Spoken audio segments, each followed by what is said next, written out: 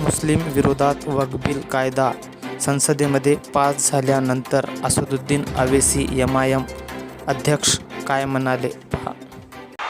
और जो लोग ये समझ रहे हैं कि मुसलमानों को यह कानून बनाकर डराया जाएगा, अरे याद रखो, वक्फ की एक जमीन मोदी या बीजेपी हुकूमत हमसे छीन नहीं सकेगी इंशाअल्लाह ताला। है 4 मिनट, तो इस कानून के ऊपर सिर्फ यही बोलना है, ये कानून नरेंद्र मोदी इसलिए बनाए, वो ये समझ रहे कि कानून बनाने से हमारी मस्जिदों को छीन लेंगे, दरगाहों को छीन लेंगे, कब्रस्तान को छीन लेंगे, ईदगाह को छीन लेंगे, इवैक्यू प्रॉपर्टी को छीन लेंगे, मस्जिदें वीरान हो जाएंगी। नहीं मिस्टर मोदी, हम भारत के मुसलमान हैं, मस्जिदें नहीं छोड़ेंगे। अब तो मस्जिदों को आबाद करेंगे। जिस तरह आज हजारों का मजमा आज रायचूर में जमा हुआ, तुम 5 वक्त की नमाज हर मस्जिद में पढ़ो, सिर्फ जुमे की नमाज नहीं, अपनी मस्जिदों को आबाद रखो, अपने खानखाओं को आबाद रखो। कोई माई का लाल हमसे इंशाअल्लाह ताला हमारी मस्जिद को नहीं छीन सकता। और जो लोग ये समझ रहे हैं कि मुसलमानों को यह कानून बनाकर डराया जाएगा, अरे याद रखो, वक्फ की एक जमीन मोदी या बीजेपी हुकूमत हमसे छीन नहीं सकेगी इंशाअल्लाह ताला, क्योंकि तुम्हारा कानून काला है। हिंदुस्तान के आईन की दफा 14, 15, 25, 26, 29 के खिलाफ है, जो चैप्टर 3 का फंडामेंटल राइट है। हम कर्नाटका और रायचूर के हमारे हिंदू भाइयों को पैगाम दे रहे हैं कि आपके एंडोमेंट बोर्ड में सिर्फ हिंदू मेंबर बन सकता है, तो कैसे मुसलमानों के वक्फ बोर्ड में गैर मुस्लिम मेंबर बन सकेगा, बताओ आप। और ये 5 साल का मुसलमान, अरे नरेंद्र मोदी, ये 5 साल का मुसलमान का क्या कानून? बाबा आदम से लेके अब तक एक ही दीन रहा, वो इस्लाम रहा, और सुबह क़यामत तक दीन वही रहेगा। ये 5 साल का कौन क्राइटेरिया तय करेंगे? अगर कोई दूसरे धर्म का आदमी दे सकता, उसमें 5 साल का नहीं, हमको 5 साल का लुज़ूम कैसे लगाया गया, बताओ। अरे जो एक मिनट में ला इलाहा इल्लल्लाह मोहम्मद रसूलुल्लाह बोल दिया, क्लीन, उन्हें पूरा क्लीन। आप बोल रहे 5 साल सर्टिफिकेट पप्पा मोदी देंगे, अमित शाह देंगे, कौन देगा हमारे को सर्टिफिकेट? तुम्हारे सर्टिफिकेट की जरूरत नहीं है। यह कानून सिर्फ और सिर्फ मस्जिदों को छीनने के लिए लाया गया।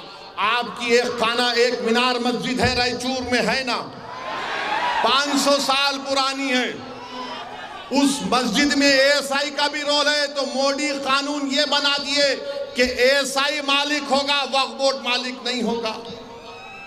कैसे ASI मालिक होगा? कहां से ASI मालिक बन सकता है? और फिर बोल रहे कि हम वक्फ औलाद नहीं करेंगे, बच्चियों का हक नहीं मारना। मोदी जी, अमित शाह, मैं आपसे डिमांड कर रहा हूं, क्या आप बिल्किस बानो को बिठाए के चाय पिला सकते? बताओ मोहब्बत मुस्लिम खवातीन से। जिस बच्ची को 6-6, 8-8 लोगों ने रेप किया, तुम मुख्यमंत्री थे और अमित शाह ने होम मिनिस्टर होने के नाते उनके कातिलों को, उस इज्जत लूटने वालों को छोड़ दिया। और जो लोग जुल्म कर रहे हैं भारत में मुसलमानों पर, अरे जालिमों, हमको खतरा चीन से है, हमको खतरा पाकिस्तान से। अब तो ड्रम भी अनाप शनाप बकते रहता है। अरे भारत को मजबूत करो। आपने क्या किया? मध्य प्रदेश में ईद से 2 दिन पहले हाजी मकसूद साहब को आपने पीट कर मार दिया। क्यों मारा आपने? क्या वजह थी? और एक राजगढ़ में हुआ, फिर रायसन में अरमान और जुनैद को मार दिया, जुनैद की मौत हो गई। अरमान वेंटिलेटर पर है, और मध्य प्रदेश की पुलिस तो माशाअल्लाह जितना बोले कम। किसको पकड़े? नहीं पकड़े। अरे नाम तो बोल। नहीं, नाम नहीं बोलते। क्यों? आपके साले है, ससुरे है, क्या है?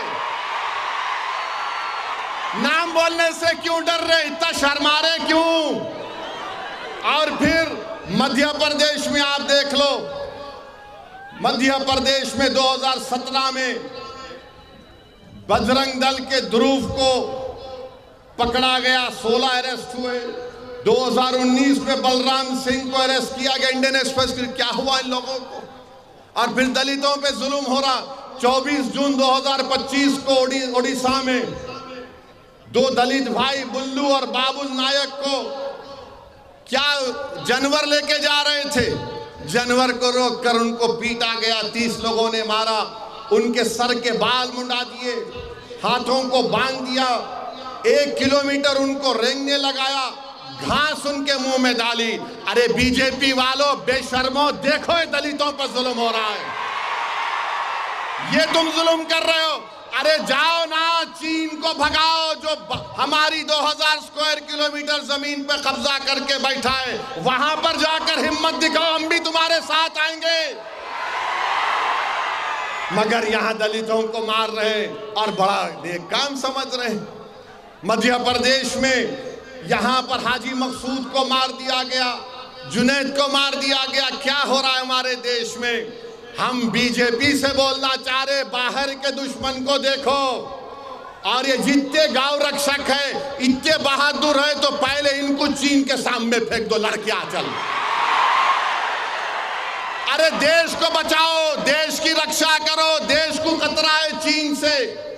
याद रखो, अगर भारत ताकतवर नहीं बनेगा इकोनॉमिकली तौर पर, मिलिट्री तौर पर, तो फिर हम क्या करेंगे?